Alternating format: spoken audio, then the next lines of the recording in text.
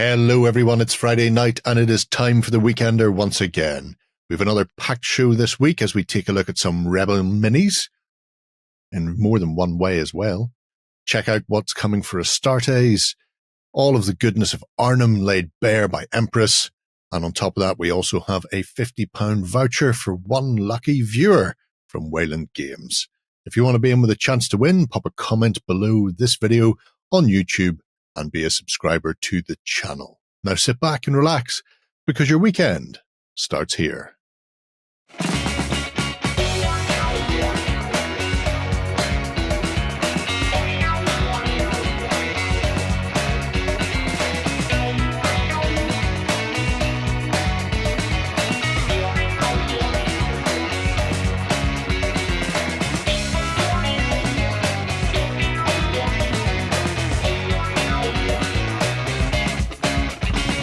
Hello everybody and welcome to the Weekender. I'm joined this week by Ben and John. Hello. Hello.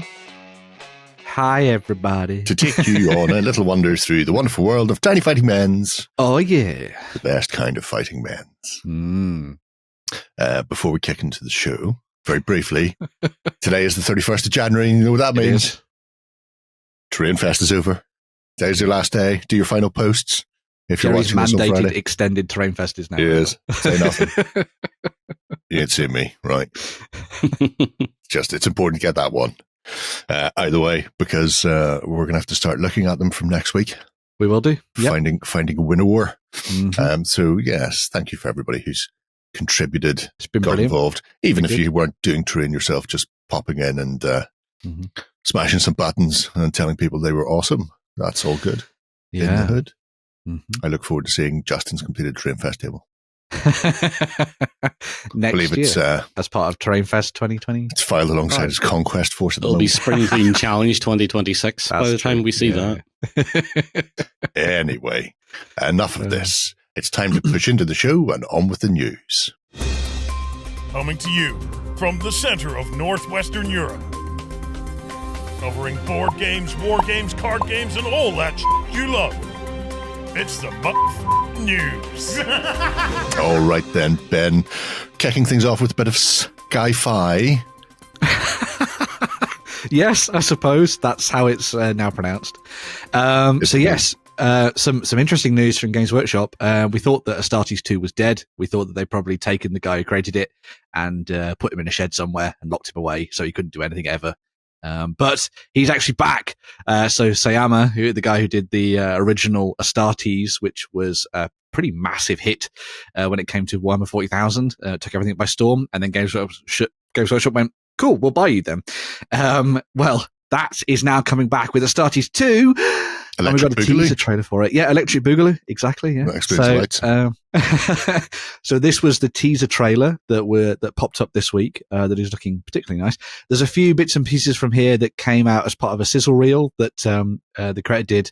I think it was a couple of years ago now. So some of these bits will be familiar to a lot of people, especially like the orc fighting bit. I think this was in like an older reel. But this is now sort of a taster as to what's going to be coming up.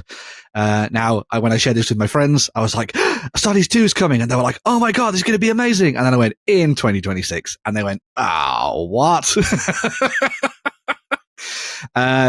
I guess that speaks possibly to the extent of the project and where they want to go with it. I mean, Astartes, the original, was fantastic. But fairly short. It'll be interesting to see whether or not they start to expand it out, maybe make it a larger show going into New Year. Obviously, the quality of the animation when it comes to Astartes is pretty insane. So obviously that will take a long time to get right as well. But 2026 seems like a very long time for us to be waiting on this. That's my favorite. I just love the only thing I could think about with that bit was Hoth. And imagine a stormtrooper running down there and then suddenly a space marine burning down a corridor towards them. My biggest concern is if he accidentally clips. Yes. It's a very narrow corridor. He's going to go tumbleweeding through that. He's got his stabilizers on there properly as he goes through, which is cool. Oh, yeah. He knows what he's doing. Yeah. But so we got a bit of a teaser trailer from what we know, sort of information wise. None of that footage is indicative of what will be in the final show. Essentially, that's all kind of like these are what the Space Marines were like before the events of Astartes 2, because as you saw at the end, there was a Terminator helmet and what looked like a Death Watch inquisitorial symbol on there as well. So it looks like all of those Space Marines, those Adeptus Astartes Marines, will be drafted into the Death Watch for whatever is going to take place in Astartes 2. Still a long way off, but I mean, I'm excited, but it feels like maybe it's a little bit too early to get majorly buzzed about it. The one thing I'm a little concerned about is that Astartes was so hype and everyone was so excited to see what they were going to do with Astartes 2. And obviously we've had lots of animations since then from M2 and Amazon and all that kind of thing, which I actually believe Sayama was involved in or at least in the digital production studio or something. It directed it. Oh, okay. He directed it. Yep. Yeah. So, he's had an input in other projects, but it'll be fascinating to see whether or not it actually sticks the landing when it comes out in 2026, because it may be so overblown that people go, well, this isn't anything like I thought it was going to be. We'll have to wait and see. I think it's going to stick the landing. The problem is, and I agree with you, I think it's maybe a bit too soon to say that it was coming. It was too soon to announce it, especially when it's a year out. Now, typically we get like movie trailers maybe a month or 2 months out, big cinema releases, for example, but you'll get the media hype train starting when production begins. So is production only beginning now, or is it well underway? We don't know, because as we've said, that none of this footage apparently is going to be in. This is all stuff that is from the sizzler that he did at the end of the Astartes project.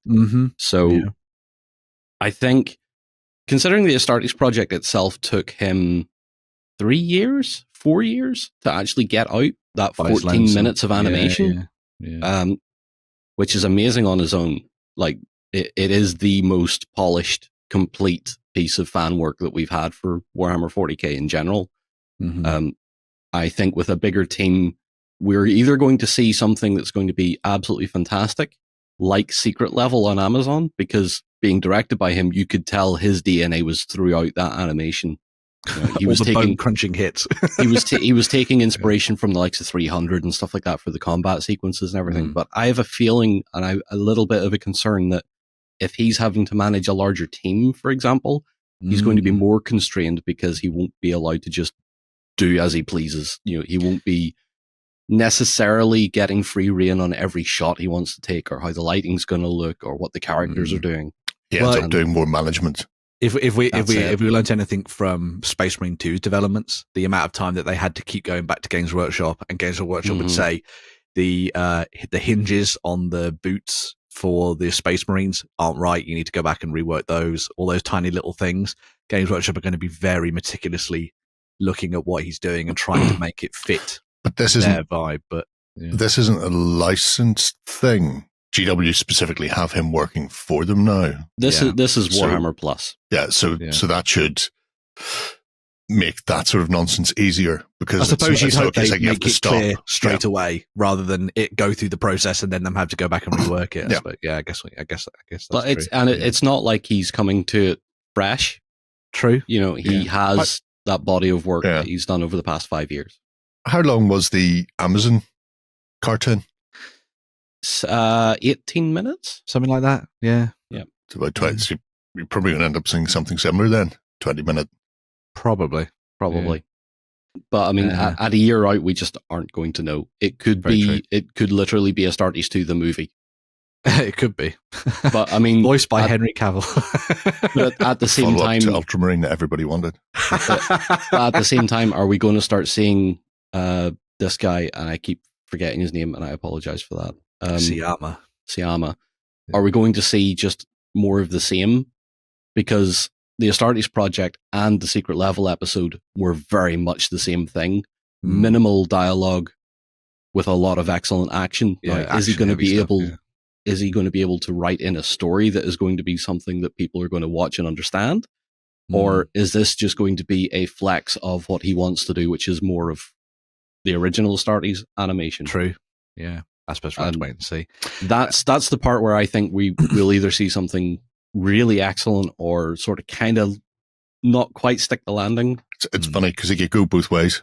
Because it's not for a mainstream audience, because it's going out on Warhammer. Yep. TV or Warhammer Plus, whatever it's called, it means they could do a story because they don't have to worry about people not understanding it because the fan base already understand That's it. true.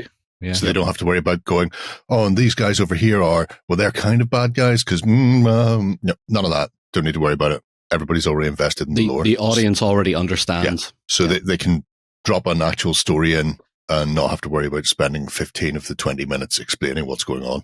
Yeah. Or, again, because the fan base are already invested, they could just do Space Marine porn.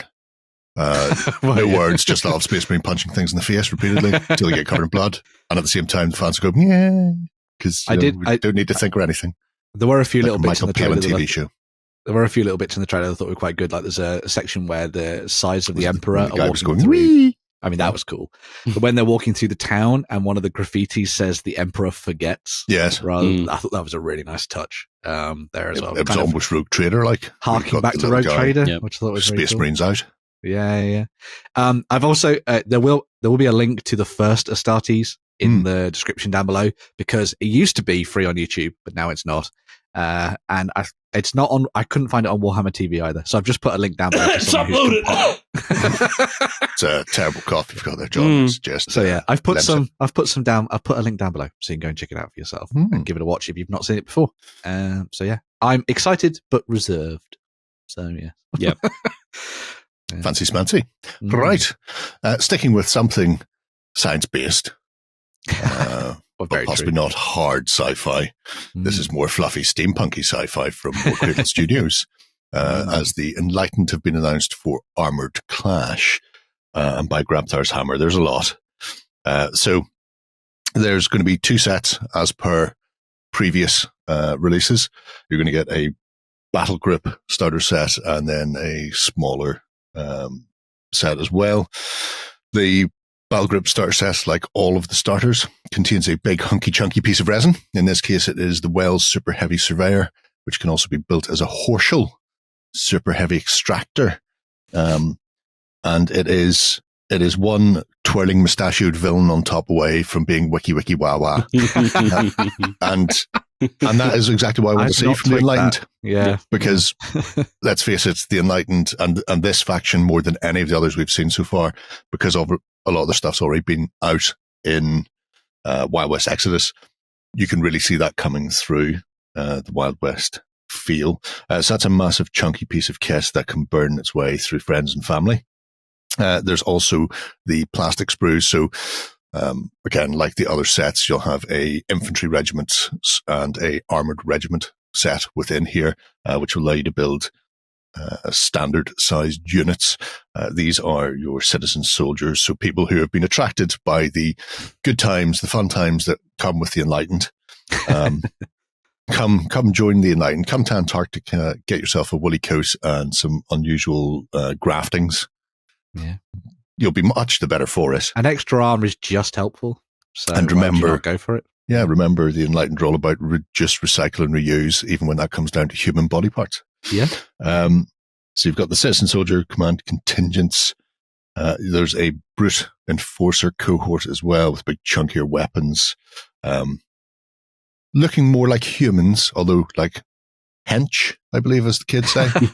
Yeah, that's the word.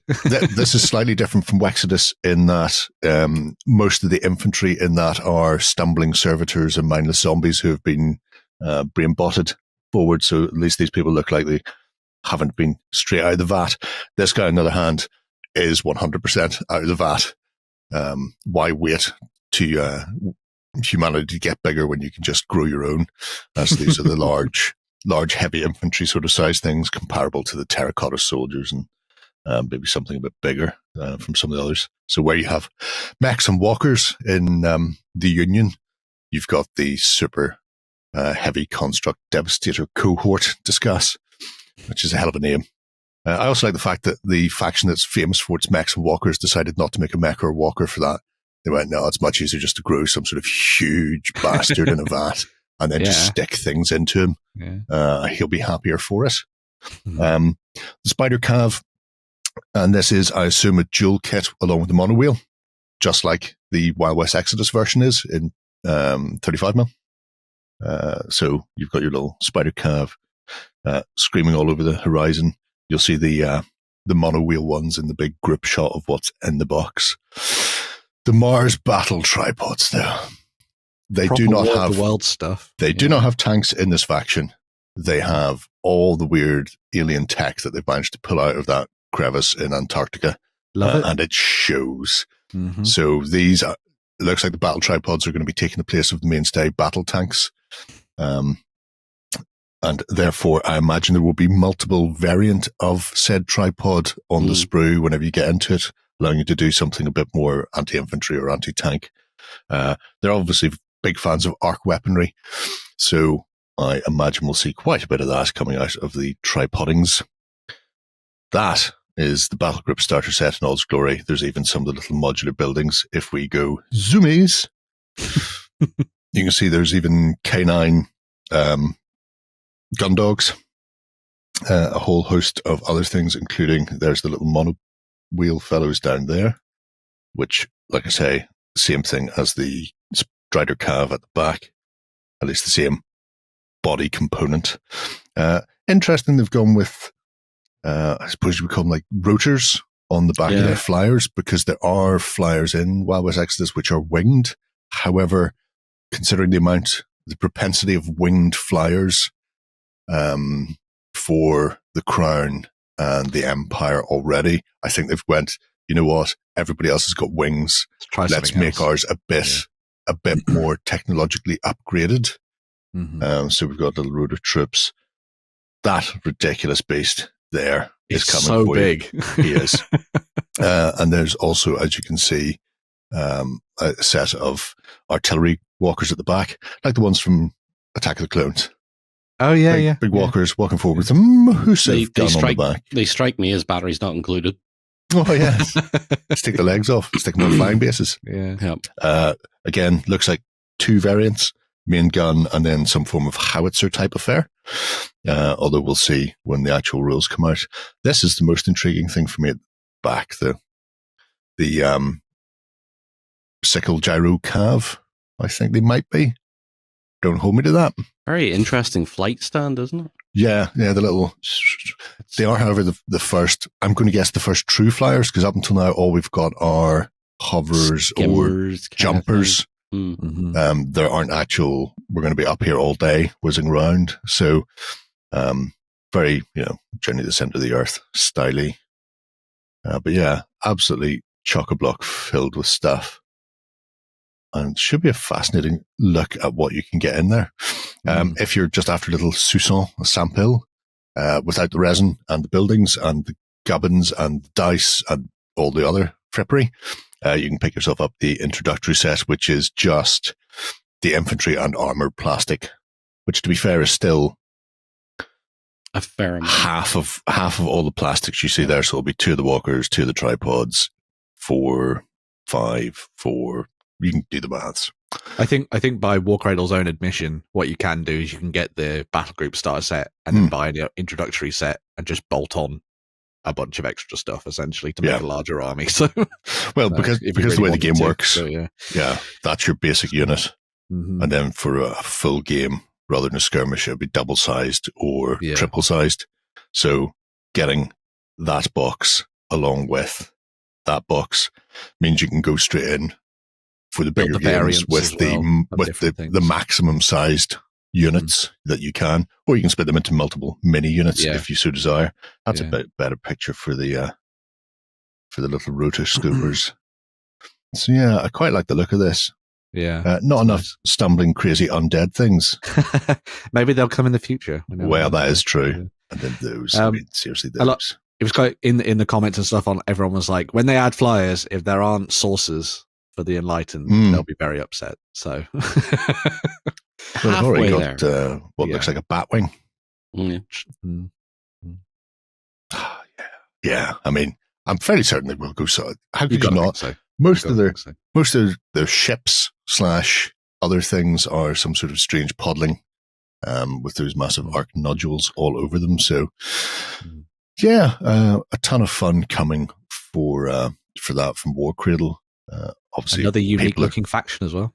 Yeah, people are just getting out of the way of the Union. It's just starting to hit So we've got all of this to come in the next month or so. I think when the pre-orders go up, have they said yet? Pre-orders in a next couple of weeks, and then it'll be available at the end of February. So not long to wait. Yeah. So. Interesting thing for me, for when the Orbat comes out, is the Union's transport vehicle, the Lamplighter and the Iron Horse, were originally both in the Wild West Exodus Enlightened list. In fact, they still are. If you go into the Orbats and cards for Wild West Exodus into the Enlightened, the Iron Horse is in there, because there's obviously cross-pollination between those two factions quite a bit, where they've supplied a lot of stuff, and who'd you call them, ran off and joined the Union. Tesla? Yeah. So I don't know if that means that some of the Union stuff will be available for the Enlightened and vice versa. That'd be interesting. However, in your own games, there's no reason why you can't do a bit of allying just to do that, because, you know, narratively makes sense. Nobody can stop you because you're in your own home. Well, what was quite nice about the last set of releases as well is that when the Union came out, or before they were fully released, all the Orbats were put out as kind of like a beta list initially, so they could get some idea of what needed to be tweaked and things before the final reveal came out for those Orbats. So that would be fun to see if they do the same thing again, which I assume they will do. So I think so. Yeah, because it's coming thick and fast. It is. Yeah. So they don't want to give anybody a leg up. Let's face it, everybody's waiting on the Imperium, aren't they, John? Don't know what Giant Teutonic Mechanites, like Duel. Yes, please. Right. More sci-fi, Ben. This is a very sci-fi centric episode, isn't it? I know. Well, for now at least. Yeah. Just you wait. But yeah, so a little bit of fun stuff for the world of Star Wars. Thanks to the folks at Atomic Mass Games. So the best Jedi ever, I will hear nothing else, is getting themselves a new squad pack. So the Jedi Master Kit Fisto is going to be kicking ass and taking names with the Requesting Your Surrender squad pack, which looks absolutely fantastic. Look at his cheesy grin. God, he's so good. Club's life. That lightsaber is being replaced with a baseball bat, though. Just does this much damage. Anyone who highly tunes their lightsaber, oh my God, why would you not want them in your life? They're so good. So yes, he's going to be available as part of this new squad pack, which comes with obviously him. So you get Kit Fisto alongside his Padawan, now Jedi, Nadar Veb, the seat at the back there as well. So very good for those people who like the expanded universe of Star Wars beyond what you would have seen in the movies and stuff. They are then backed up by Clone Commander Phil and two of his clone troopers as well. So you've got some guys that hopefully won't listen to Order 66 too soon. We'll have to wait and see. I do have a slight problem. He's called Phil. Phil. Clone Commander Phil. Phil's there with his clone commandos, Derek and James. He's just back from pub. But no, it looks like a very good set. It's meant to be a little bit of a kind of Hammer set for those people who want to dive into the Clone Wars, because obviously Kit Fisto's in there. Yes. Looking absolutely fantastic. God, I love that pose. So cool. But it also got the support elements there as well, because you've got Nadar Veb, who's kind of maybe trying to tone down Kit and his wild antics. Maybe not everything. Yeah. Stop fighting, Kit. So that's going to be coming out very soon in March. So you've not got long to wait for that. I was on the fence for Star Wars Shatterpoint, and then my friend has bought the core set, and I showed him this, and I was like, "Oh man, maybe I should get this." And he was like, "Well, I mean, I've got the core set, so you just need to buy those models, and you're home free." And I was like, "God damn it! Oh well, I suppose I'm going to dive all in when it comes to March time. We'll have to wait and see." In addition to the squad pack, there is also the reveal of their convention-exclusive Duel set that's going to be coming out this year as well. So this is I Am No Jedi, and it comes with the miniatures for Ahsoka Tano in her fulcrum guise, as you will know from the Rebels TV series. Have you watched that? The Bayonets show prequel. The Bayonets show prequel, yeah. Although not the best Jedi / this. We already know that's Kit. Can't no it against it. And she will be going up against Darth Vader, the Fallen Master. And these are obviously two new miniatures that you can use in Shatterpoint as it is. You just, take them off the diorama base and away you go. But if you want to have it as a display piece, you obviously get that really nice bit of terrain that they've designed as well, which is based on the Sith Temple, where they clashed on Malachor from that epic fight in the Rebels TV series. If you've not seen that, very, very cool. An awesome little duel, that one there. The fun little thing as well is that the Darth Vader miniature comes with a separate head with a shattered side. I was about to ask. So you can see Anakin on the other side, which is very cool. Because that is how that fight ends. Mm-hmm. And I was about to point out you'd only see him from one side there. And I'm going, is that because the other side is missing a chunk of armor? Yeah. So a really nice little set.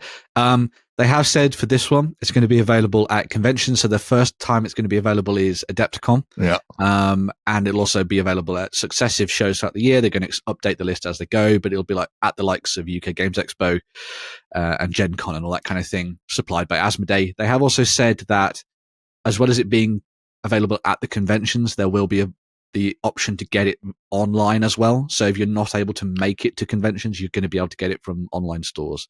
So that'll be interesting. It'll be interesting to see how many are still around when those events kick off, or if they're all gone in the first 5 minutes. But a really nice little dual pack there. I dread to think how much that's going to cost for scalpers. Oh God. Yeah, it's going to be insane. But yes. Because it won't be cheap to start with. No, it won't be. So watch out. My Obi-Wan wasn't cheap for Legion. Yes. And again, he didn't survive contact with the enemy after about 2.5 minutes. So it does look good though. It does, yeah. I think Atomic Mass have chosen some really interesting new stuff there for that kind of March period. Lots more stuff to come. It's really nice to see them doing more for the Clone Wars era as well, because one of the nice things about that is that the Rebel era, the Rebellion era is great. You've got lots of really sort of iconic characters and things for that, but you're kind of limited when it comes to the number of Jedi and Sith that you can put in at that point. Whereas with the Clone Wars, lots more Jedi to choose from, lots of clone troops and all that kind of thing, and lots of things that are expanded through the cartoons as well. So plenty of choice for them to start adding bits and pieces in there. So yeah, and we just saw a trailer for season 2 of the Bill and Skull Show. We did, yeah. So fascinating. Time will tell. Exciting. I want them to spend more time on Malachor, to be brutally honest. Yeah. Because I want Darth Treya, Nihilus, and who sleeps with vibroblades. What was his name? Oh, tell us in the comments. Come to me. We all know who I'm talking about. Because they were all based on Malachor at the end of the Sith War. So I want them to go backwards. Rebels is great. Obviously, it's very distinct. We've got a lot they can work with. However, there's so much more if they just go back. Ignore everything Disney said about it not being canon. Because they don't know what they're talking about. They don't. They really don't. Don't listen to the mouse. Drive back in time. Have yourself a whale of a time. I want to see Ulic Keldrumda. I want to see the Ancient Sith. I want to see all of that. Well, they've told us that Knights of the Old Republic is canon now. Is it? Apparently. Well, it always was to me, but so I'm glad to see Disney are knuckling down and coming online with what I'm telling them. Yeah. Well done, Darth Revan. Yeah, baby. Yum, yum, yum. Delight. Right. Let's take a break from all this news and get stuck into the most important part of the week. And it is, of course, our indie of the week. Ooh, indeed, young Ben. I don't know what this is this time. Well, it's a mystery wrapped in an enigma. Here's how it goes. Wrapped in a puzzle. I put things into the running order, and then people start looking through them and starting to tell me, I really like such and such. And it spoils the whole illusion for me. It really, it ruins it. So you get to know now. This week, speaking of Rebels, we're going to be looking at Rebel Miniatures. Ooh. And Rebel Minis do a whole host, mostly in the smaller scale, 10mm, 15mm. They do some 28mm, though. Do. Which is where we're going to start. Because they have some other bits and pieces attached to games as well, but we'll get to those when we get to the small stuff. So 28mm stuff, they have horror, fantasy, a little bit of Spartans, which you'll probably like, which is always good. But in following on from last week's fantastic, oh my God, they're pigs, you two can have Pigskin, a man who fears only one thing, David Cameron. There he is, coming down Main Street with his massive pig's mask on, with a huge cleaver and massive chain and hook, doing the Lord's own work. Oh, dear. The 28mm figures are particularly nice. Not sure who sculpted these. Bobby Jackson sculpted quite a few bits and pieces for them. Right, wow. Yeah. But his name is marked on most of the stuff he's done. So you'll see those. I mean, the fantasy range is particularly good. I love him. And it might just be because he's got that deep sea diving helmet on him to protect him. Good luck moving around in that, Sonny Jimbo. But at least he doesn't have to worry about enemy knocking him out with a plant pot to the back of the head. Mm-hmm. It's a brutally big and brutal thing. You can see Asylum Scientists and the Men's in Blacks. Nice. Look at that. Cool. Unlimited power. I dread to think, if he's an asylum scientist, what the inmates look like. Oh, that's true. Yeah. And when it says he's a scientist, does that mean he's just been experimenting on the inmates? Probably. Yeah. Good times. Yeah. He's the NPC you meet at the beginning of the adventure who seems really nice and then turns out to be an absolutely horrible man. Yes. Yeah. So Men in Black, they've left their neuralizers at home and therefore having to make sure there's no witnesses in a more mundane way. Exactly. Yeah. Yep. Yeah. I don't know where people got the idea the Men in Black are good from. So it's a headpiece done by Tommy Lee Jones and Will Smith. Yeah. The range of Muto crazy post-apocalyptic things in the street are all quite good. Especially if you happen to be onto a pig kick at the moment. Not saying I am. Not saying I haven't arranged to have those pigs delivered to me from Miniatures from last week. But I have. Of course not, no. Yes. But you too could have a whole slew of these. So if you want to do something a bit different for your post-apocalyptic wasteland, or, Necromunda gang, if you want to meet my Delax, here they are. No long trench coats for these baldies, but a love of porcine damage. They're like spying and pigs. Yes. Bill the Angry Clown. in a budgie smuggler. For once, people are happy that I found an indie that doesn't have big pictures. I was going to say, I'm probably good that he's far away. Yeah, that's true. Zooms. The power of the internet. Yes. So plenty of herd type things to play around with in there. Your pigman leaders and just all the sort of weird and wacky horror. When we were talking about the post-apocalyptic stuff last time, we were mentioning The Walking Dead and 7TV. I was also reminded of This Is Not a Test. Yeah. Like Zona Alpha and stuff like that would be really nice. Oh, these in Zona Alpha would be particularly disturbing. Mm-hmm. I'd be 100% on board with that. Or, have your fully kitted out, sort of Dead Zone style troopers going out with all their badass kit, getting run down by pigmen. Would be quite fun. Yes. The legendary figures is just King Leo and his 300, or in this case, I think 4. And these are quite nice. I think these are some of Bobby's. Yeah, these are Bobby's. Yeah.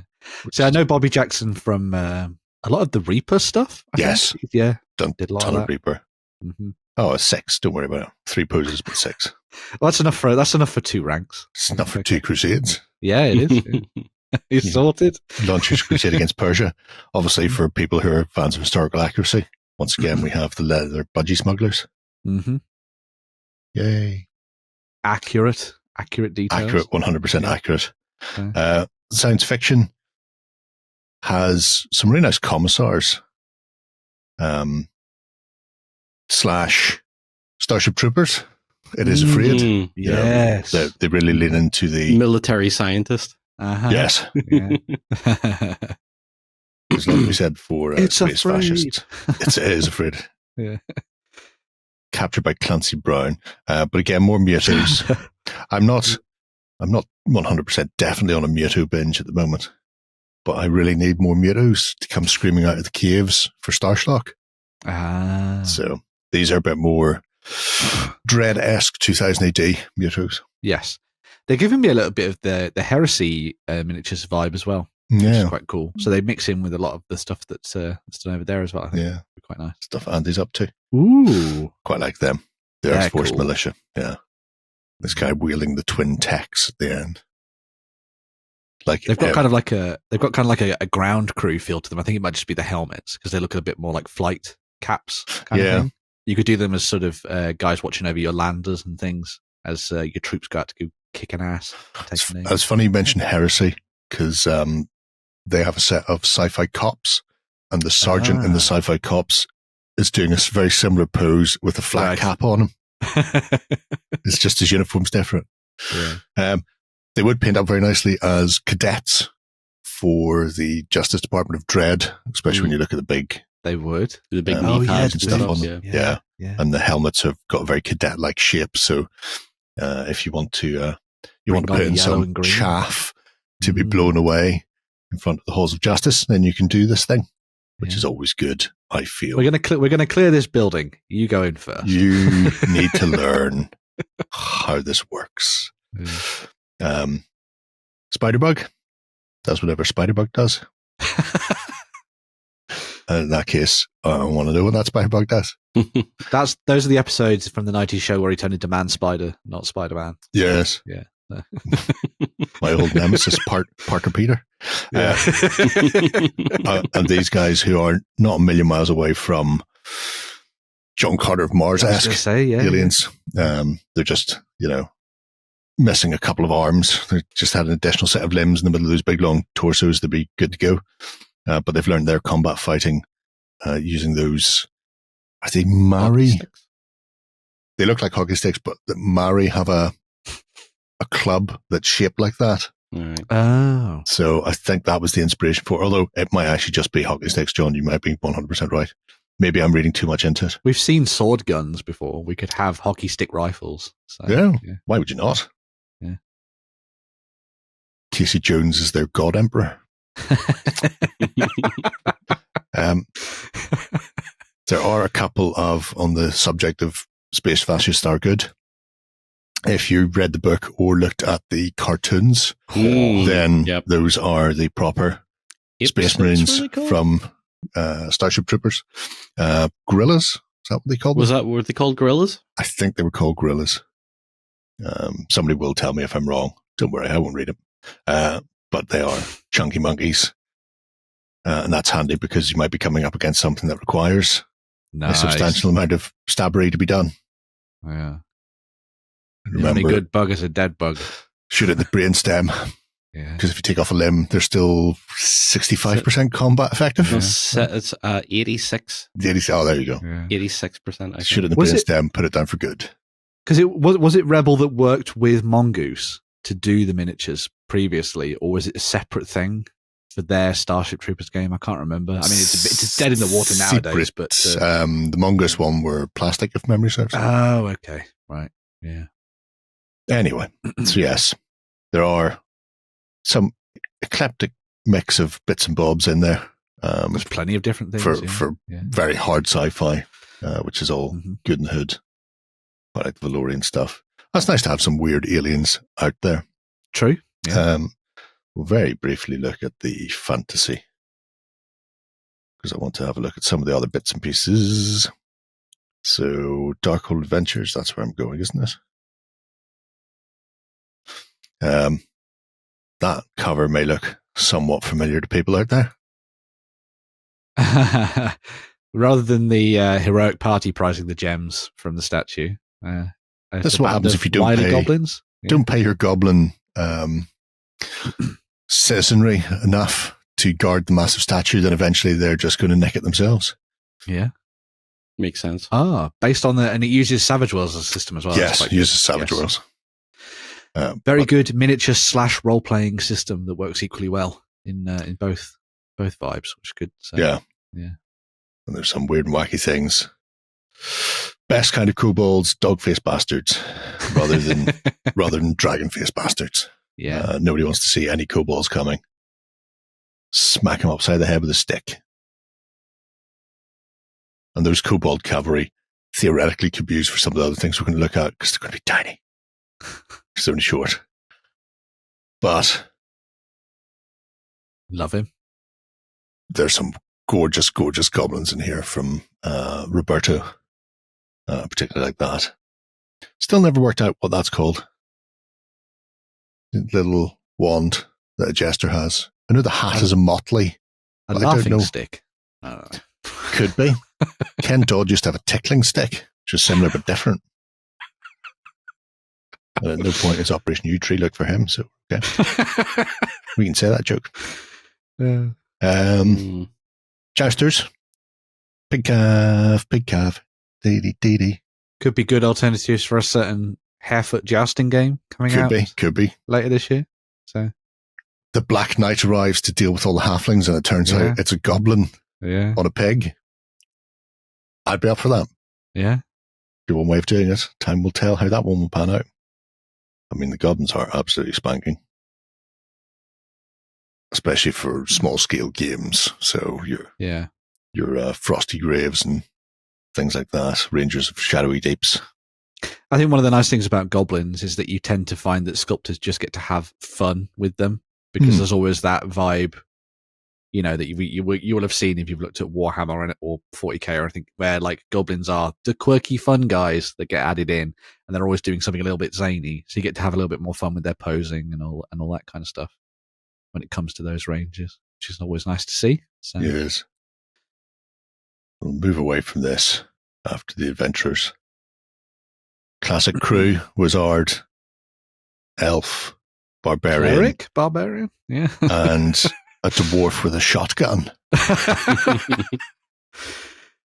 Oh yeah, I thought it was like a big club. Oh no, it is. It's a massive flintlock. Yeah. No, matchlock. It's a massive musket of some description. You mean a gun with a dwarf? Yeah. And the thing is, people are paying so much attention to the elf, they probably don't notice him lining up a shop beneath the skirt of that wizard. Mm-hmm. Why do I now want to create a character that is just a gun? That needs, that has to mind control someone else to move it around. Oh my god, that would be very good. Yes. All for that. Yeah. Megatron when he's converted. Just Yes. a gun. You two can lob bombs at people with a fantasy pirate. What is your power? I turn into a tape. Oh. Turn into a tapeworm? How did you turn into... Oh my god, that's just the worst. So anyway, Soundwave was the best. that is the fantasy. Mm-hmm. And more or less the 28mm stuff. Very cool. Yay. It's got a little bit of the vibe of the when Otherworld were the thing, obviously. They did their own little skirmish game, didn't they? Sit down in dungeons. Got the same sort of vibe to it there as well, which is quite nice. So they have Mighty Armies. Mighty Armies is a massed battle game similar to Fantastic Battles. Okay. DBA, DBX, or DBM, L'Art de la Guerre, things like that, where units are individual bases with maybe 3 or 4 figures on them, or 2 figures depending, because 15mm, your base size is 50 by 25, the old GW cavalry base size, but lengthways first. And then multiple units, so multiple bases can be put together to form groups. You can get all of the books as PDFs or as physical versions, and then there's also things like an Ancients version and stuff like that. So when you look at things like this, that is, each one of those is a unit. So unit of Skellies, unit of Skellies, unit of Skellies, unit of Skelly Cav. You're playing on a 2-foot square board. Oh, okay. Yeah. Your artillery has got a 12-inch range. Most range weaponry is about 5 inches, although it can get up to 8 inches type of thing. So you're playing a full clash in a very small amount of space, which is one of the reasons it's a little why. bit more abstracted than normal. Yeah. Then shrunk. Abstracted Yes. and shrunk. Which means you can collect a lot of armies. And the same way with the historic versions, the DBXs and you can put together multiple armies and fit them in a biscuit tin and play them on a coffee table and get a game that has the same amount of elements and the same tactical depth that you would get in playing a 28mm game on a 6x4. So it's just much more cost effective. I think Mighty Armies existed before. The name really rings a bell for me. If it did, it's been republished here. There are a lot of army lists that are free to download because the core components of it are things like, light cav, medium cav, heavy cav, elite infantry, blah, blah, blah. They've got a very basic set of stats, and then there are options that you bolt on when you're playing your force. So you go, okay, well, I want to do a dwarf force, so here's a skill that will cost 1 point more per unit to make them a bit more doughty with a bit more fortitude or armor, whatever, So you go basic core list and then start tweaking it. So if you can find a model for it and you want to run it as an army, if you found gnomes, for example, and you want to go, let's get absolutely crazy with the gnomage, then you can do that. Nice. So obviously the stuff they have is all represented in the book already. And there are sample army lists that you can download for free for the various things. So you can see things like the worst kind of undead, the dry undead. The dry undead. Yeah. Kicking around in there. But they've got a whole host of various bits and bobs. There's the Conquista Dwarves. You'll like Love this. it. So if you fancy a bit of Renaissance dwarvings kicking around the place. Well, I mean, there was a lot of gold over there in the New World, and that was a whole draw the city of it, dwarves. apparently. Yeah. A whole city of it. Yeah. You two can even have a human priest / monk with you to keep you. I like to think that in the he's right way. there under duress because the guy with the crossbow behind him is pointing it at his back. So. Okay, show us where the gold is. You're the only one that speaks this weird language. I really like the idea of Mighty Armies and that kind of smaller scale stuff where you're only essentially having to paint in reality a handful of miniatures. Which should actually mean that actually getting games in and stuff would be a lot easier because you're going to have all the armies sat and ready to go a lot quicker than you would normally, which is good. I kind of want to say something, and I don't know if I would get flack for it. Go for it. But to me, it feels like Kings of War Travel Edition. Yeah, it's funny. Yeah, it does. It's the same sort of principle. Travel. Warhammer has skewed things massively in that the majority of war games up until Warhammer sort of burst like a flood onto the scene didn't have figure removal. But then so many people have come in via GW and going, well, here's your unit of 20. You've taken 4 casualties, take 4 guys away. Yep. And start doing the figure removal thing. And now it seems weird whenever you go, here's your unit. The unit's intact until the unit's no longer on the table. So yeah, Kings of War is a prime example of a 28mm version. And they work. This is probably a little more abstracted because of the scaling. But also in Kings of War, you have a unit, and the unit is whatever you've bought it as. So a regiment or a horde, and it stays that way for the whole game. These units, like I say, each base could be fielded individually, but you can also then go, well, what if we took multiple units and put them together into a large group? They're easier to move for command and control, which you don't deal with in Kings of War, but you do deal with in some of the other historical games we talked about. So when you've got less elements moving individually, you can make the whole group move more cohesively. Yeah. So, but it's slightly, I wouldn't say unwieldy, depending on the terrain you're playing on, whatever. Trying to maneuver a large block of stuff is harder, but at least you know where it's all going, and it's all going together at the same time, and people aren't being left behind. So you've got that sort of interplay coming in. So yeah, they've got the fantasy side of things. Definitely worth checking that out, I think. They've also got a lot of individualized things. So werewolves and horror. I'm going to kill all of those to there. So I know Warren's a big fan of trying to play moderns and stuff like that in smaller scale. So if you wanted to have things like a tiny blade, should we call them pocket knife? And Exacto. Yeah. And It's the only way you're going to see Blade anytime soon. Well, that's Daryl, isn't it? Daryl and Michonne. Oh, yeah. That's Michonne for sure. Yeah. From The Walking Dead. So they're quite cute. So they've also teamed up with Ambush Alley to do a range of sets using their 15mm stuff for Ambush Alley games. Very nice. You can play that in a smaller scale. Like, yeah. These poor innocent civilians all going to be killed up desperately. That Doctor Who at the end. It does look a lot like Doctor Who, yeah. It's funny you say that, because him and her are available alongside a British telephone box in another set in here. So you're not a million miles away. Are they in the Pulp Adventures? I think they might be. There they are. There they are. Travel to time and space. Or just call the police. Or call the police. That makes sense. What's your emergency? There are aliens? Oh, okay. Captain Nemo has just disgorged from the Nautilus onto the embankment, and he appears to be trying to set fire to the Houses of Parliament. I think you've got the wrong number, mate. In modernity, that wouldn't be such a bad idea these days. No, that's true. Nobody would miss it.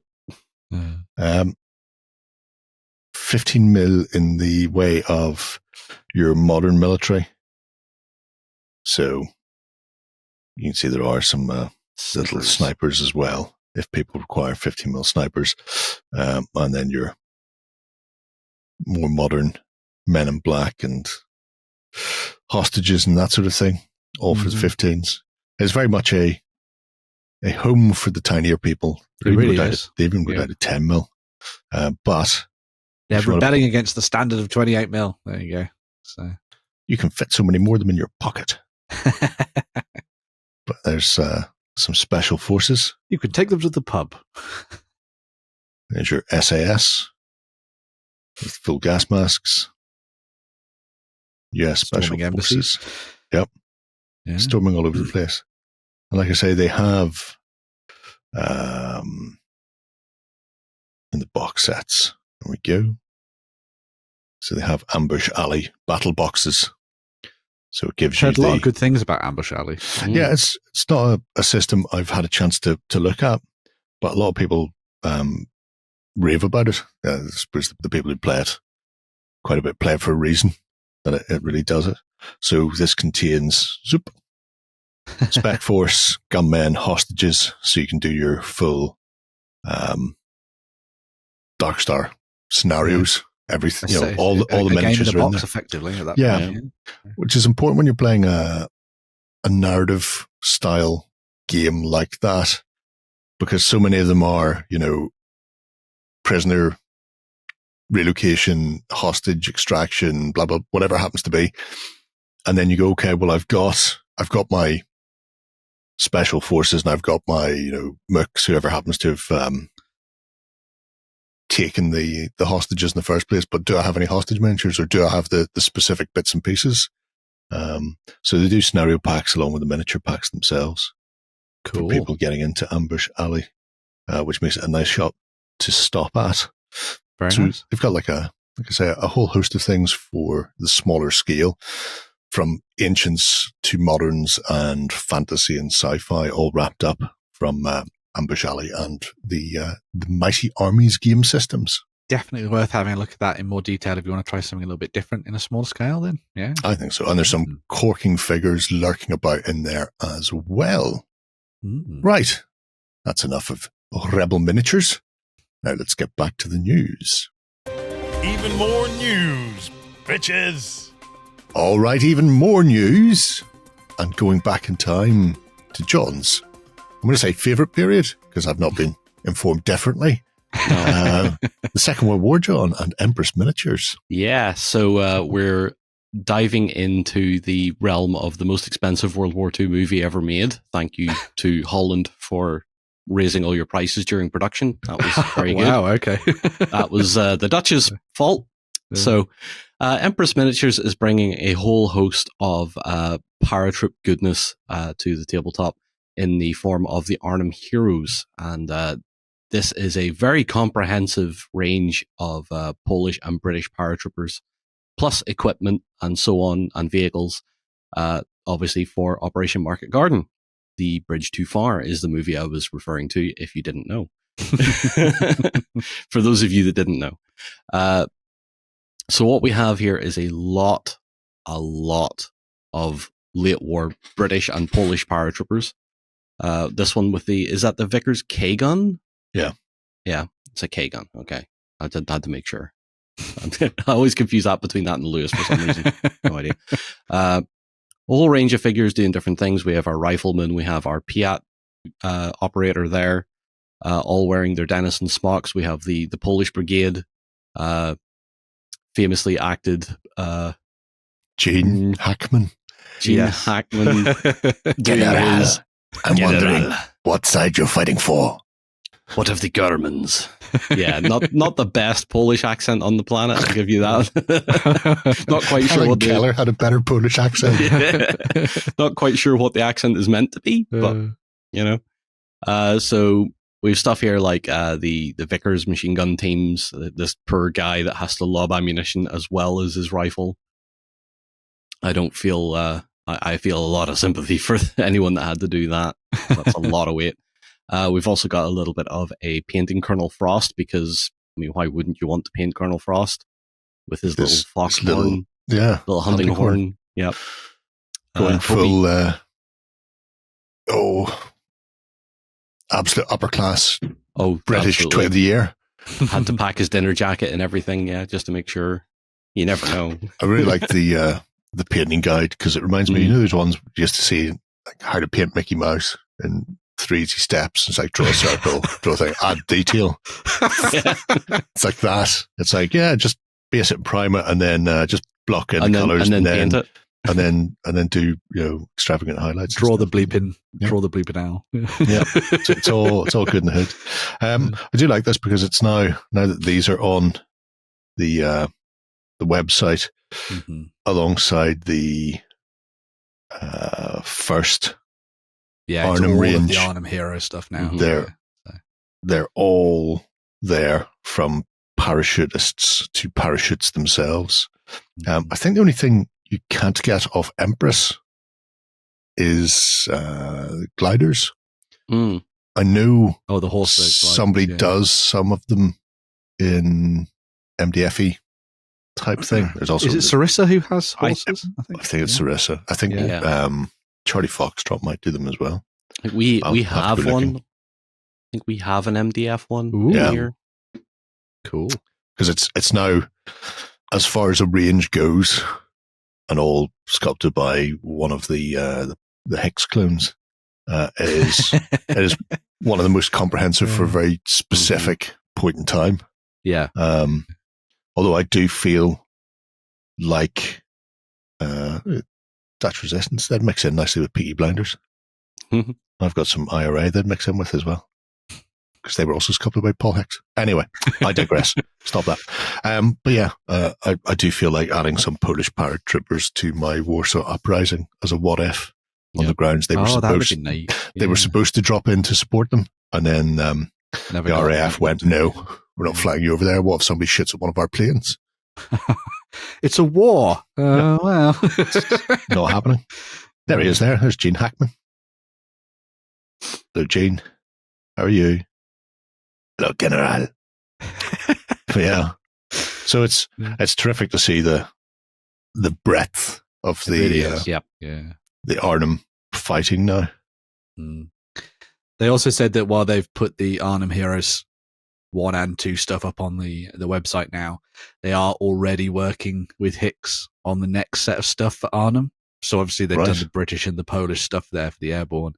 They're also going to start working on the Germans and throwing them into the mix. So what you thinking, Jerry? There's one of the VC winners.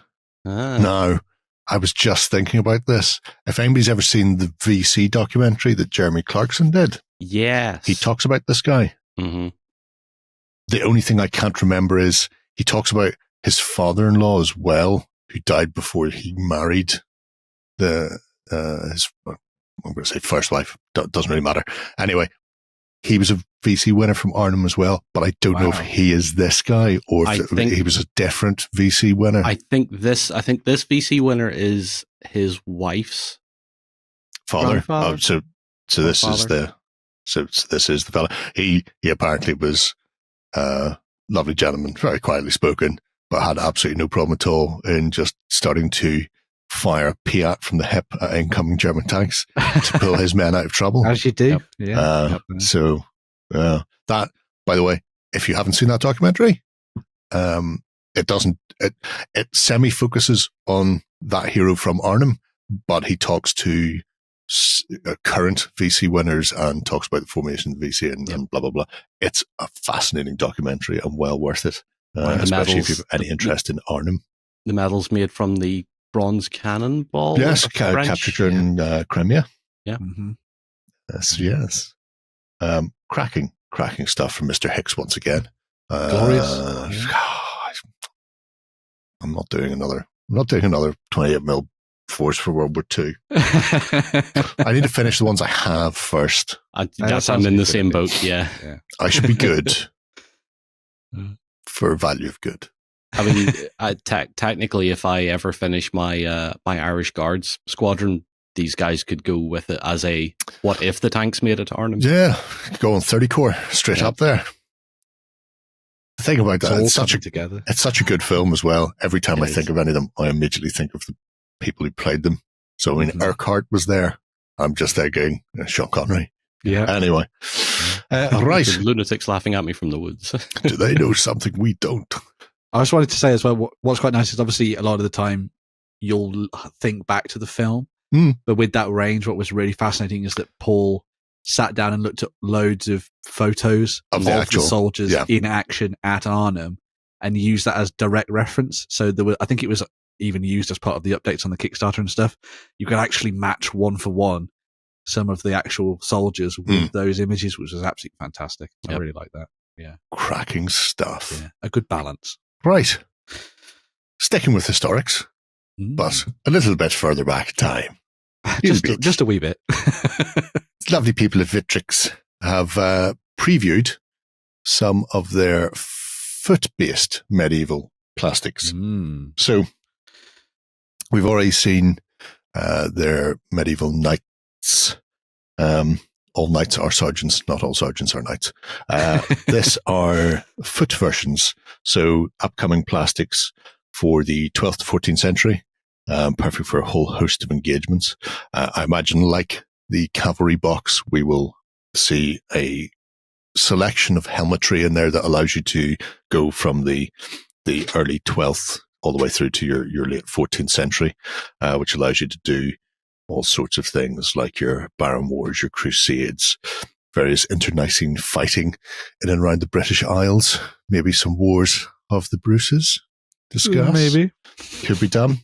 They will have all the components to make a command, so you'll have your bits and pieces in there for musician and standard, as well as a sufficient amount of armature to allow you to do polearms, hand weapons. I was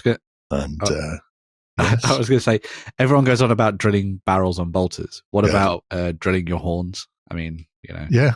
It feels like it's got to be done right. I've got a ball grinding stone for a Dremel, and I just go zoom, and it just caves it out. But anyway. So it is a thing. There we go. Yeah. If it's flat, how do you... No. Anyway. As you can see, what looks to be 5 body types in here. I imagine there will be another. They normally have about 6 body types on a sprue. You can see that repeating in places, but they've got a nice mix of chain and gambeson. So if you just want your sort of quilted types in there as well, they're out and about, kettle and flat helms. So yeah, spear, polearms, hand weapons, all covered. Haven't seen anybody rocking anything ranged. Crossbows is a possibility, although when I finally get my hands on these to take a look at.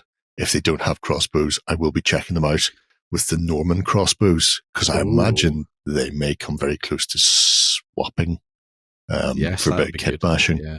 But I wouldn't be at all surprised if we see the potential. I mean, obviously, if you're going to be playing sort of English fighters, you're much more likely to see longbowmen, which may be a separate. I think they said they're doing them as. I think they are going to be a separate set, but it will be a crossbowman archer mix. Okay, so it'll be the two together. They've done that before with a couple of other ranges, so you can mix and match them. But cracking sculpts once again from Victrix. So always very nice. Yeah, nothing really surprising, and the components will be mixable between the mounted versions as well. So if you want to have, a drummer on horseback, be a bit insane, but you could do. One thing I've always wondered about, the chainmail leggings that go all the way down and cover the feet. Yes. They have a leather sole on the bottom. Right. They're like little leather I was booties. Does that just go squishy through your you get muddy feet? No. Or your boots on the inside? They're like little little leather slippers with chain on top. There we go. Yeah. Makes sense. The same as although we don't have any representations here, the probably glove fall out at that stage. Yeah, the actual the mittens. Mm-hmm. Although again, some of them had full on mitt, and other ones just sort of came down to cover the front of the hand without the finger guards. But yeah, terrific looking figures. And if you did fancy doing a touch of the little Brucey bonus. So I slipped this one in here. There are upcoming metal releases from Antediluvian by Mr. Bickley, Matthew Bickley Esquire, as he insists on being called. Looked at his Vikings last week. Absolutely gorgeous. So this is the range that Antediluvian took over from Claymore several years ago now, and they've just been adding more and more to it. So if you do fancy getting involved and laying waste to all parts of the British Isles with the Bruce and friends, then you can do so. Absolutely cracking figures. Again, really nice dynamic sculpts from Matthew. And it's a fascinating period for people who are unaware. It's not just Braveheart. It's not just Scotland and England bopping each other. He is the War of the Bruces because he sent his brother over to Ireland, declared him King of Ireland. He was lauded round Carrickfergus and Antrim for a little while, and then when he moved south, then everybody went, you know what, we're not happy with English. We've changed our mind. Don't want a Scottish one either, mate. Any chance of you jogging on? So that went badly wrong. Yeah. But it does mean you've got the potential to do a whole host of interesting fights around the British Isles, because, I mean, English obviously more prevalent, heavily armoured, better troops, for want of a better word, better equipped. But then when you take the same Scots and throw them into Ireland, with the exception of people around the Peel who, were English gentry, the equipment and the like for the Irish is significantly different. So you can have some really interesting asymmetric fighting there. Quite like the fat one at the end. Yeah, it's a really nice mixture of body types and ages in there. Yeah. You can imagine the guy next to him being a slightly younger individual, next to a bit more of a veteran. Maybe one of the guys who's fought in a couple of different wars, been able to afford a few more bits of armor and that kind of thing. So it's a really nice thing to see, because the archers were drawn from effectively the peasantry and people like that. So makes sense. So, they are absolutely spanking gorgeous. I'm still not doing medieval though. But you could buy the Black Douglas, and he's so freaking badass. Why would you not? Okay, I'll buy the Black Douglas. You do you, Sonny Jimbo. You do you. Yeah. You do that, and I'll buy Mr.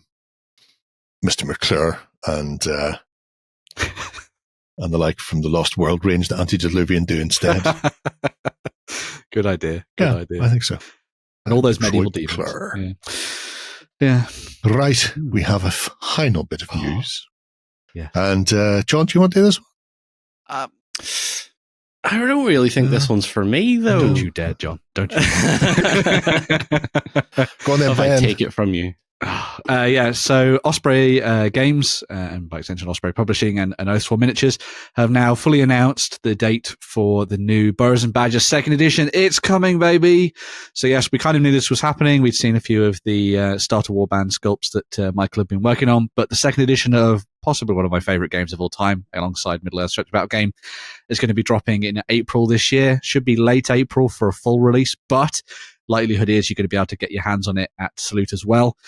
If you do buy the book from Oathsworn Miniatures themselves, you will be able to get this special miniature alongside it with the White Mouse, the mysterious archer, which is very nice. So if you go and get it from the stand at Salute, you might be able to get it from them in person, which would be really nice as well. Obviously, it will be available through all sorts of different outlets. So Osprey and Amazon have already got listings on there as well, if you prefer those, but it's always nice to get it from the creators.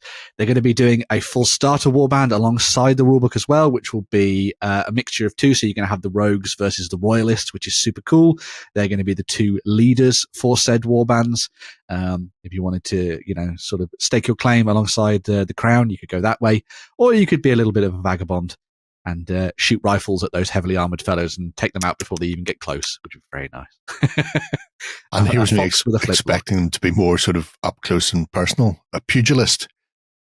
I see lots of reference to Foxy Boxing online, so I assume that's what it was going to be. That's a different thing. That's different thing to you, Jerry. Okay, just for those people who maybe haven't seen the game before, Burrows and Badgers is a warband style campaign focused game. You build warbands as you would do in the likes of Mordheim, or more recently the likes of Frostgrave and other games of that ilk. And you'll take your warbands through the course of various campaign style missions and upgrade them as you go through, gaining new skills, getting new loot and all that kind of stuff as well. Me and Shay sat down for a game of this last year. It was great fun, even though his dice rolling was insanely good. Those hairs are nasty.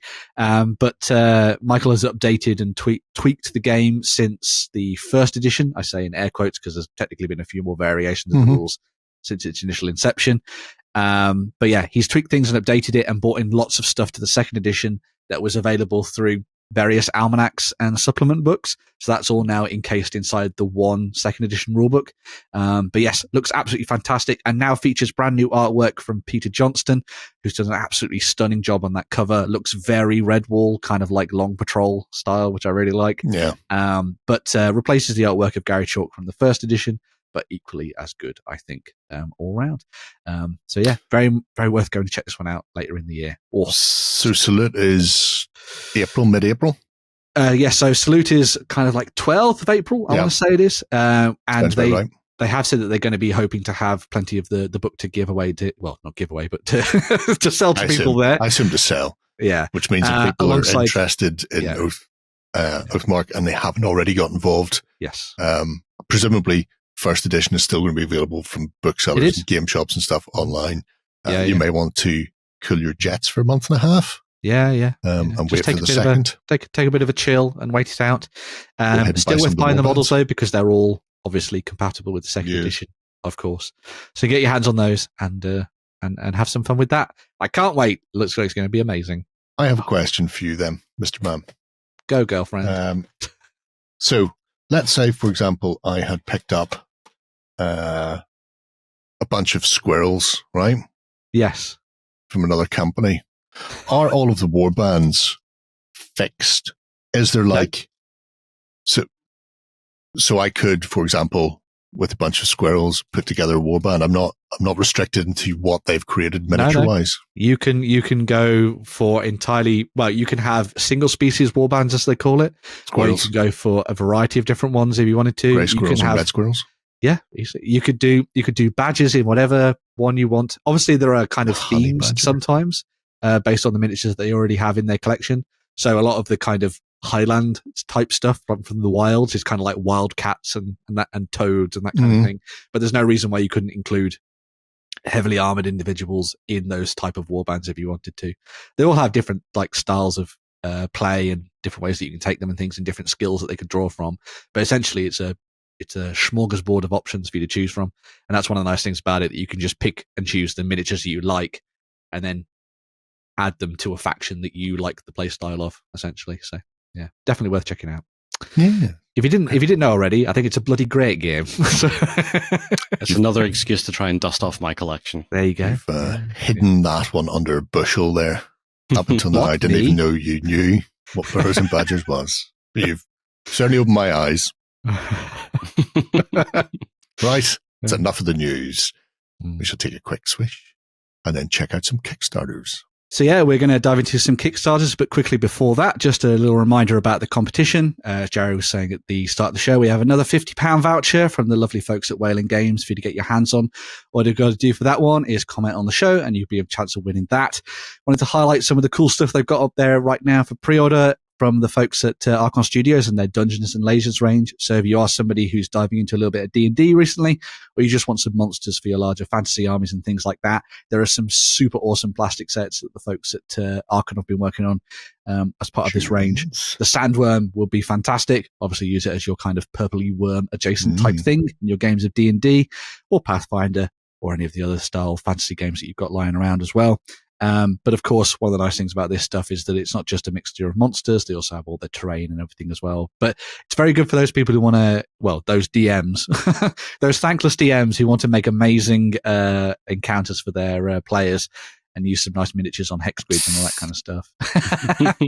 You can get all sorts of different bits and pieces and build some very nice thematic encounters with the stuff from Dungeons and Lasers.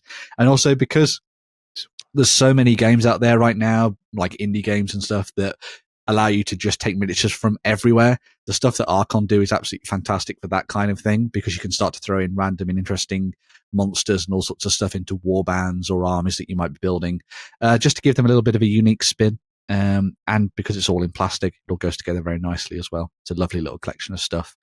And yeah, if you get your hands on that £50 voucher from the folks at Wayland Games, you might be in with a chance of buying some of these for yourself and adding them to your collection. It'd be very cool. So yeah, make sure to get your comments in. Fancy smancy. And because Ben's very nice, he always puts the link to how you can claim the prize below as well. I do.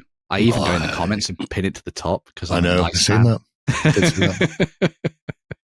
Seen that while I was going and basking in the praise for MEP last week. A lot of people really enjoyed the MEP. Yeah. They did. Yeah. So, hopefully they put their money where their mouth is. Anywho, I digress. Yes. Right. Kickstarters numbering 2, one of which, he's a doozy. And we've already looked at this, myself and John, a couple of weeks ago as a 3D print segment. But the actual Kickstarter is now running for Westfalia's Red Crusade, Red Brigade, the Trench Crusade. It's very rhymey. Yeah. So this is an absolutely massive campaign already, insanely well funded. As of now, we've got about 9 days left on the campaign, and I think it's just going to keep growing and growing and growing. This is a official collaboration with the folks behind Trench Crusade, bringing a brand new range of 32mm miniatures to the tabletop. Sculpted by Westfalia's Max Morell. The Red Brigade is a kind of an offshoot, but also can be used alongside the rest of the stuff from New Antioch, which is one of the war bands in Trench Crusade. And it's a kind of like thematically linked war band of those who were left over after a variety of terrible coincidences. Coincidences? I say coincidences. Terrible, terrible war that happened. Oh, dog. And they've all been brought together to serve as kind of like an offshoot, as I say, of New Antioch. While the warbands for Trench Crusade probably number only about 10 miniatures per side at most, the set that they've put together here is 40 plus miniatures for you to choose from. Options. So many options. There's a good variety of characters, so those that are going to lead your warbands alongside regular troops, those monstrous fellows as well, and there's even some vehicles in the mix, which is quite nice to see. They're all split between both physical and digital options. So if you wanted to go down the route of 3D printing these for yourself, as we did with some of the early stuff that we got our hands on, then you can do. But if you wanted to get the physical options, you can as well. There are plenty of pledge options for you there to choose from, including custom pledges.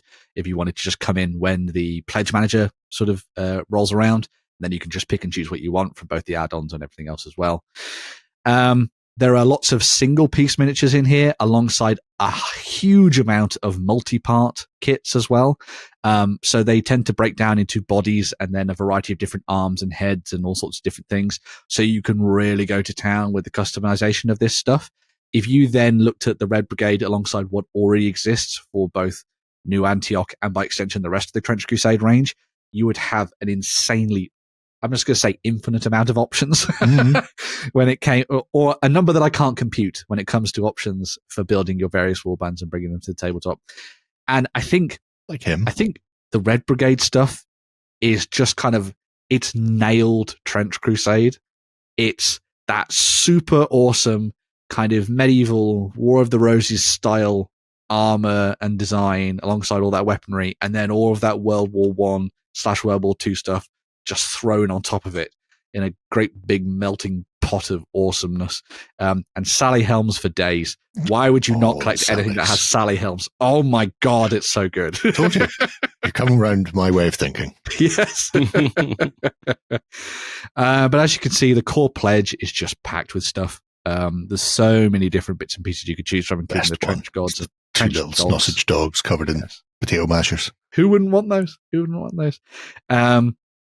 Rules and everything for these guys already available and free. Yep. So there's a zine you can download, which comes with all the bits and pieces you need to run these guys on the tabletop, alongside a full campaign for you to play through for them as well. There's also a really nice set of rules for stealth gameplay, which kind of works very nicely with the lore and the background for the Red Brigade. And there's also a bonus campaign at the end, which has kind of got like a Seven Samurai Magnificent Seven feel to it, where the Red Brigade, or any other warband, if you wanted to take it a different way, can help a band of hapless peasants defend themselves against bandits who are raging across Europe during this particular period of Trench Crusade's history as well. So it's a stupidly good campaign when it comes to miniatures. Obviously, Westfalia do a phenomenal job anyway, but sort of they've really sort of gone with the whole Trench Crusade vibe and turned it up to 11, and then probably broken the knob off as well. But yeah, there's some fantastic stuff in there. I'm well impressed with this. Yeah, I really like the delineation between your shock troops, the more elite being more classically armored with some bits of World War II modern gear, like the gas mask or gun, whatever. And then you've got your lower echelons who are mostly wearing World War II style equipment, and then maybe have a bit of something like a Sally helm or whatever on a shoulder, or the helmet or something like that. So they're a little more regularly armed and equipped. Mm-hmm. Those are just brutal deluxe. He's a monster. Yep. Yeah. I didn't realize they three of them. Have they said he looks like Cronin from Hellboy? He does, yeah. Have they said how the physical versions are coming? Are they? So I believe, people correct me if I'm wrong in the comments, but I believe it's all being done by Strange Plastic over in the US, and then Josh. Oh, yes. That's cool. So Strange Plastic are their sort of partner on that front for this. Although I wouldn't be surprised if they maybe do something in the future. I mean, it's not part of the campaign. But yes, I thought that was a good touch. It'll be fun to see if they do something in the future, maybe where they make the 3D files available to merchant printers, and then they can do them through the likes of Etsy and all that kind of thing. But as it stands, I think it's through Strange Plastic. But yeah, sorry, John. What's the other one? Only Games? Only Games, yes, which is the My Mini Factory. They're the guys that are doing the fulfillment for the core Trench Crusade campaign, which did its Pledge Manager stuff recently. So if you've not filled that in, I think you've still got some time to do that. I did it as well. Yeah. Yeah. Shocking. The stretch goals are really nice. Actually, you saw a few of them there. They've done a few heretics. That's what I'm after there. Yeah, the Crimson Angels. So the Crimson Angel bikes are only available as an add-on. They're not part of a core pledge. But also means if you're just after World War I bikers in medieval armor, there they are. You've got them. Right there. But yeah, as I was saying, I really like the heretic characters that they've added in as the stretch goals. They're really nice. I really want to kind of get my hands on some of those separately later on, I think. the then Lawrence of Arabia, Steiny, yes. Interestingly, they said in the zine that while they're covering the Red Brigade stuff in issue 1, issue 2 will have full rules for the Gunslinger Lieutenant, the Lawrence of Arabia style character, alongside a few more of his friends, shall we say. So I don't think that Westfalia are going to be stopping with the Red Brigade. I imagine they're going to be doing a lot more in the future. So. I know Cave likes looking at the Near East for a lot of things, be it Napoleonics or whatever. And it's something that doesn't get a huge viewing a lot of the time from other companies because they're so focused on here's what happened in the Somme. Here's the stuff you need for the Western Front and that sort of thing. So,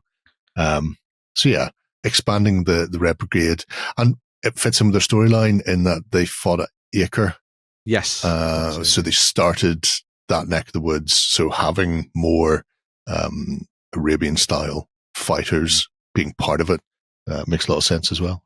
One of the things that I think is quite good about this as well is that it keeps the hype going for Trench Crusade, because obviously it had that massive Kickstarter towards the end of last year, but there's the danger, especially with things that do stupidly well, that it kind of goes out of people's minds, and then eventually it'll pop up again in the summer and people will go, oh yeah, that game, and then it'll go in a drawer.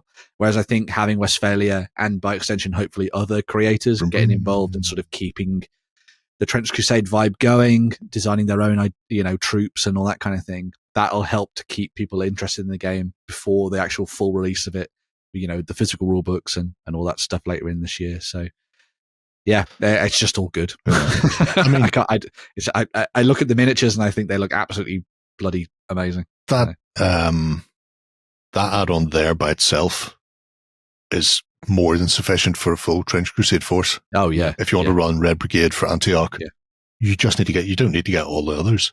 No.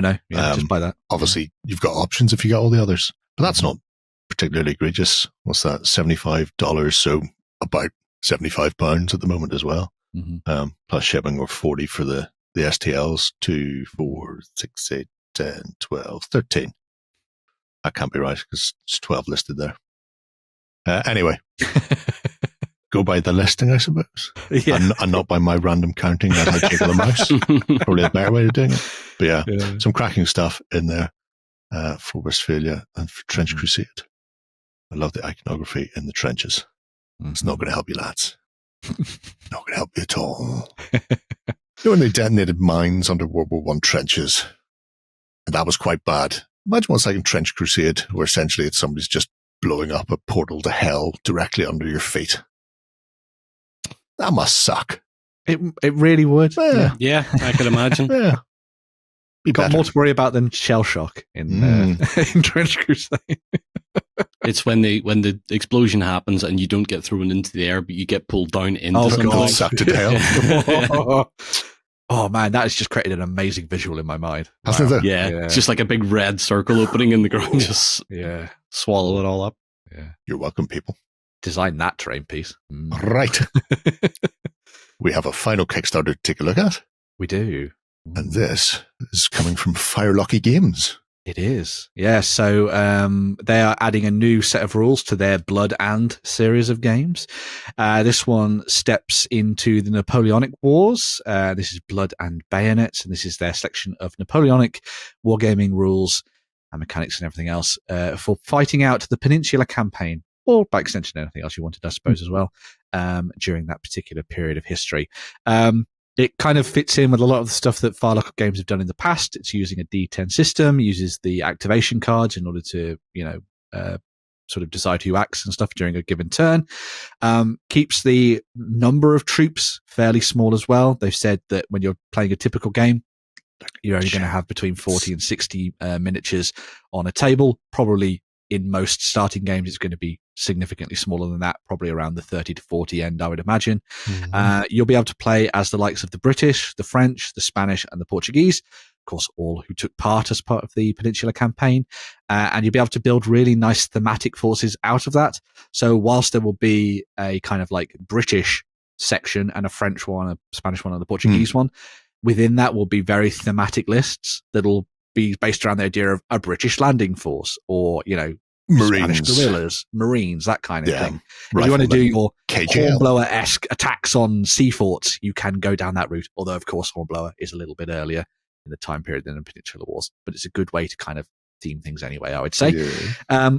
Beyond that as well, they've said that there's going to be a few different ways for you to kind of break things down when it comes to scenarios. So there will be your kind of more classic matched play style scenarios in the game where you'll have very evenly matched forces, points per side, going at it in very, very cool scenarios. However, there are going to be loads of more narratively based scenarios added into the book as well, where things might be a little bit more sort of in one side's favor and all that kind of stuff. So again, those kind of like raids from boats into ports and all that kind of stuff as well. And that'll all be sort of added to with the addition of secret objective cards that you'll get. Mm-hmm. So you'll have certain things that you're trying to achieve in your games that might be slightly different to the kind of main objective that's been set up. That's nice. Really nice. Blood and Steel had that. Yes. Mm-hmm. And it was a really nice way of changing up how the game plays, because you and your opponent know what you're doing, but not what they're needing to do. Mm-hmm. So you can actually try and bluff your opponent, refuse to flank or making a feint for an area which isn't actually your objective at all, to see if they'll pull troops out of position to allow you to exploit it. It adds a whole other level of strategy and tactics to the game. It's very, if you obviously have come at Napoleonics from the viewpoint of something like Sharp, it's very good because it kind of mirrors those sort of like secondary missions that maybe he and his rifles were going off and doing at the same time as other things happening on the tabletop as well, which I think is a really nice sort of bonus stuff in there. You'll also note that there was plenty of ships shown off as part of Blood and Bayonets. And that's because not only are they doing the land-based stuff, but you'll also have naval engagements that you can do, so boarding actions, but also a mix of the two. So you can actually have proper landing parties coming in from boats, moving on to land, and then sort of carrying on their fight up through, hills and valleys and all that kind of thing. So it's a very good mix between the two. And it's something that they've done exceptionally well in the past through Blood and Plunder and their other games at the same time. So it's all shaping up to be very good. And there's a lot of very enthusiastic people already getting involved in this one over on Kickstarter, already funded with about 13 days left as of when we're speaking. Big Rufus explaining the game. Yeah. Interesting thing for me will be lines and columns. Mm-hmm. Yes. Because we can see there are British ranked up with the skirmishing force of riflemen in front of them.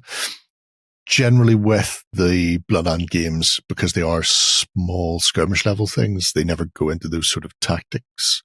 I'm wondering if they have included anything like that. Might have to have a wee nosy later on and see what the score is with that, because it makes sense. A line of musketry is firing a volley much more effective than individual ad hoc shots. Mm-hmm. But obviously you've got some of that baked into the blood rules anyway, because you can choose how many fire within a unit. So you could split shots, so you don't have to do a full reload and stuff like that, and your fire becomes ineffective. Wonder if there's bonuses for line fire volley. We'll have to wait and see. Yes. Check out the video, give it a watch, and dive into the campaign a little bit more as well.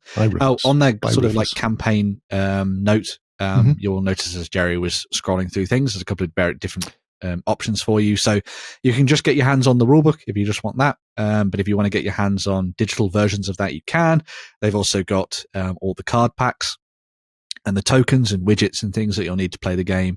And whilst Fireluck aren't selling miniatures with this, because you can buy miniatures for Napoleonics from everywhere, they are doing their ships. So Fireluck already do a really good range of both small and big ships for you to choose from. So if you want to get your hands on those, you can do for doing some of those naval engagements. But then beyond that, just go and raid all the various plastic and metal collections that exist from the Perrys and everyone else, and get started in Napoleonics. We'll say we got into a big discussion about Brigade games, Napoleonics recently, because they were they're Paul Hicks sculpted stuff as well.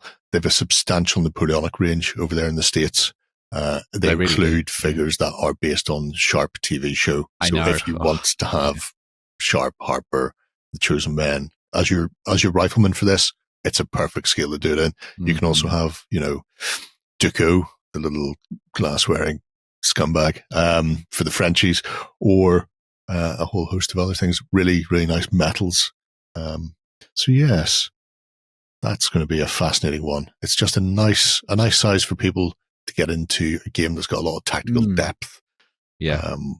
And without having to worry about painting a full force for the tabletop. Yeah. It feels scale-wise around the same size as Chosen Men, yes. In terms of numbers, 40 which is very manageable. Yeah. But obviously, this is kind of backed up by the Blood and series of mechanics, which are tried and tested.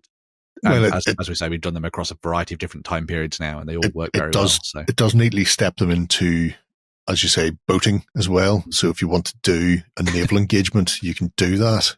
Yeah. Which you can't do with the Chosen Men. So you can pick and choose to go full naval, full land, or half and half. Do your little amphibious assaults. If the guys behind South Park like the Blood and Plunder games, then it's probably pretty good. So. That's true. You should respect their authority. You should. All right. I think that wraps us up for this week. It does. There's 13 days left on Blood and Bayonets. So if you want to get involved, get in there. There was 9 days left on the Red Brigade. And there's 2 days left till we're back for the XLBS, where you can join us over at OnTableTop.com if you're a cultist. And if you're not, you can join us for a 30-day free trial and see what it's all about as we witter away with Shay about Little Men's. Otherwise, we'll be back again next Friday. More of the same. Until then, have a great week of gaming. Bye-bye.